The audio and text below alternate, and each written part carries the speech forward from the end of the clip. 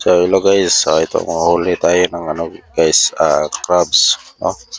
Ang dami talagang crabs ito guys. Tingnan nyo guys. Ito may nahuli na tayo guys. Tingnan nyo. Ayan. Ang sarap ng luto nito guys is lagyan ng lagyan ng gata. Sarap talaga to lagyan ng gata guys. Marami dito guys, ang daming dito guys.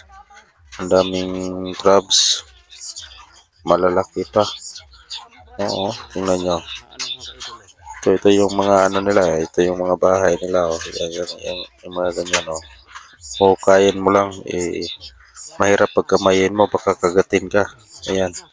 Kaya ginamitan ko na lang ng ng kahoy para hindi tayo makagat sa kasi mahirap, ang sakit pa naman pag nakagat tayo nito.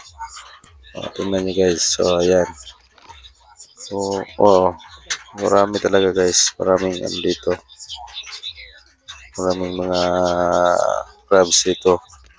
So kailangan mo lang hukayin yung mga bahay nila kasi andyan lang yan nakatago.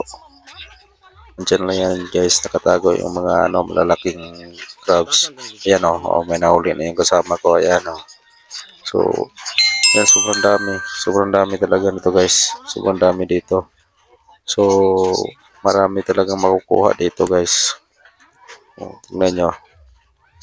Ang daming mga yan maraming mga butas pero maliliit. Yung hahanapin natin yung mga yung mga malalaking butas. So ito na yung kuha natin guys. Yan. So ang dami. Marami na. So ito yung sinasabi ko guys na ang sarap nito is lagyan ng gata. Masarap talaga to lagyan ng gata. So ito yung guys, ito yung pinakamasarap na luto. Tingnan nyo guys, ito lagyan na natin ng gata guys. Ayan. So konting konting kulo lang yan, wala na, pwede na yan. Ayan. So sobrang sarap talaga nito guys, lalo na pag ganitong klaseng luto. Sus, mapaparami talaga yung kain mo nito guys.